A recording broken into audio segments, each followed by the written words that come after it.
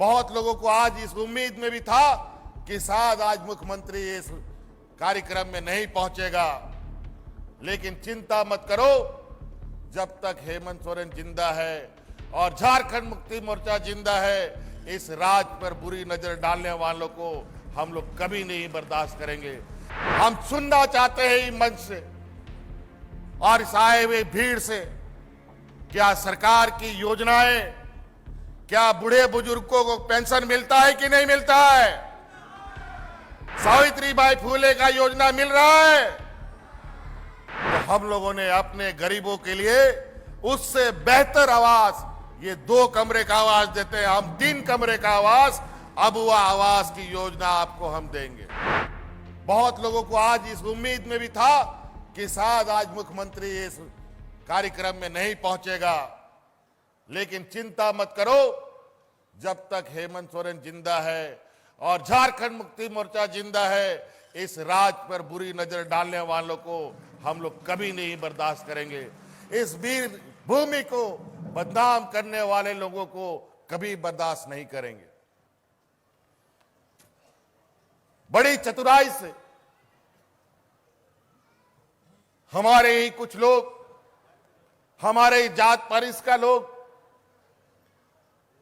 उन लोगों का एक दलाल बनकर के, एजेंट बनकर के हमारे योजनाओं को उनको दिखाई नहीं देता और पूरा भ्रम फैलाने में लगा है कि सरकार कुछ नहीं कर रही। हम सुनना चाहते हैं इस मंच से और इस आए हुए भीड़ से, क्या सरकार की योजनाएं, क्या बूढ़े बुजुर्गों को पेंशन मिलता है कि नहीं मिलता है? आवाज मिलता है बुजुर्गों को पेंशन? सावित्रीबाई फुले का योजना मिल रहा है? हमारी मां बहनों को पेंशन मिलता है? धोती साड़ी मिलता है कि नहीं मिलता, बताओ? हर आदमी का जरूरत रोटी, कपड़ा और मकान, हम लोगों ने हरा कार्ड राशन देकर के बांटा। सभी गरीबों को सम्मानजनक जीने के लिए 10 रुपया में धोती साड़ी बांटा। साल में 2 बार हम देते हैं।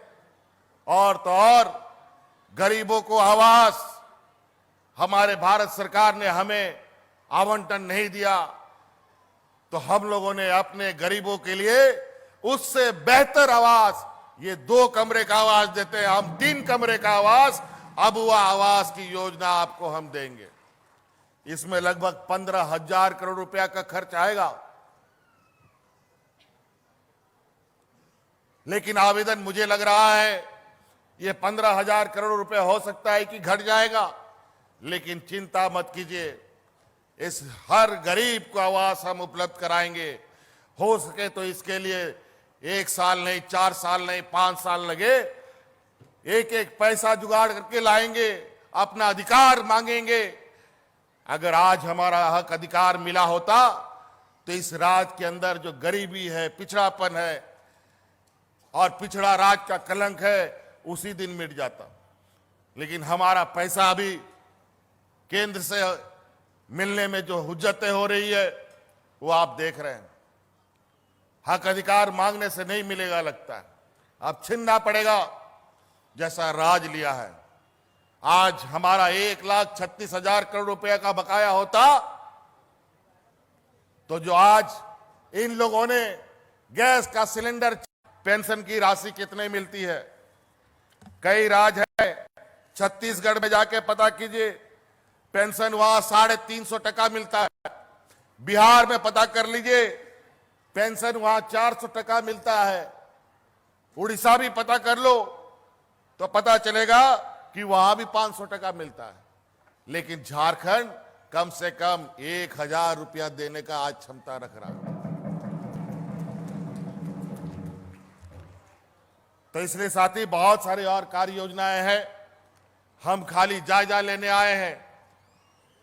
आज हमारे घर में, आज इस राज्य का हर एक घर में सरकार की कोई ना कोई योजना है।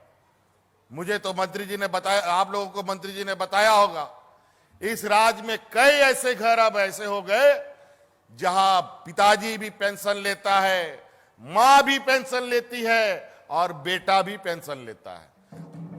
और तो और बेटी है तो सावित्री भाई फूले योजना का भी लाभ ले रहा है। ये आलम है। तो आज कई काम और करने हमारे जो इस राज्य के ग्रामीण क्षेत्रों की जो समस्या है, उन समस्याओं के बारे में हमें आपके माध्यम से, आपके आवेदन के माध्यम से इसकी जानकारी प्राप्त हो रही है, जिसके माध्यम से हम कार्य योजना बनाते हैं। आज भी इस कार्यक्रम में ढेर सारा स्टॉल लगा हुआ है, विभिन्न विभागों का, पेंशन का, आवास का, बनपट्टा का, सावित्रीबाई फूले का, पशुधन का, बिरसा हरित ग्राम का, सभी चीजों का ये लगा हुआ है, स्टॉल लगा हुआ है। और ये पंडाल यहीं पर नहीं, और भी जगह पर दूसरे पंचायतों में, पूरे राज्य में शिविर लगी हुई है। वहां भी ऐसे ही भीड़ है और लोग ढूंढ रहे हैं अपनी अपनी योजनाओं को। और आज आप देखेंगे यहां बेचारा इस स्टॉल के अंदर जो 10-20 स्टॉल लगे हैं, इन 10-20 स्टॉलों में सबसे बुरा अगर हाल है तो पेंशन वाला का। पेंशन लेने वाला अब नहीं आता है। पेंशन वाला जो 58 साल का है, वो बेचारा दिन गिन रहा है कि हम 60 साल कब हो जाएं, कि हमको तुरंत पेंशन आके मिल जाएगा। जाति प्रमाण पत्र, आय प्रमाण पत्र, निवासी प्रमाण पत्र, सभी चीजें ऑन द स्पॉट बनता है। तो इसलिए साथी, पूरी चीजें एक बार में नहीं बदलेगी। 20 साल इन लोगों ने राज्य को ऐसे स्थिति में डाला है जहां करोड़ों करोड़ों समस्याएं आ रही हैं। इससे स्पष्ट है कि पूर्व की सरकार में ना ब्लॉक कार्यालय काम कर रहा था, ना जिला कार्यालय। आज ये पदाधिकारी जो आपके सेवा के लिए तनख्वाह लेते थे, इन लोगों ने अपनी सेवा में लगा दिया लोगों को। लेकिन आज इन पदाधिकारियों को भी इनका सम्मान देते हुए, ये भी बेचारे, इनका भी हक अधिकार छीनने में कोई कसर नहीं छोड़ा लोगों ने। इस राज्य के कर्मचारियों के भी पेंशन लूटने का प्रयास होता रहा और इस राज्य के सभी कर्मचारियों को हम लोगों ने पुनः पुरानी पेंशन देने की योजना तैयार कर दी।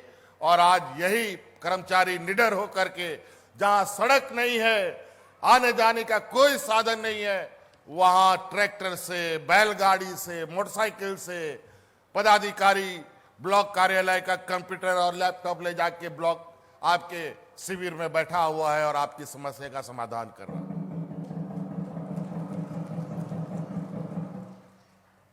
ऐसा उत्साह हमने कभी नहीं देखा। पूरे राज्य में दिवाली और दशहरा की तरह शिविरों में भीड़ जुट रही है। अब वो आवास का काउंटर तो इतना भारी हो गया, बेचारा फॉर्म भरते भरते थक जा रहा है।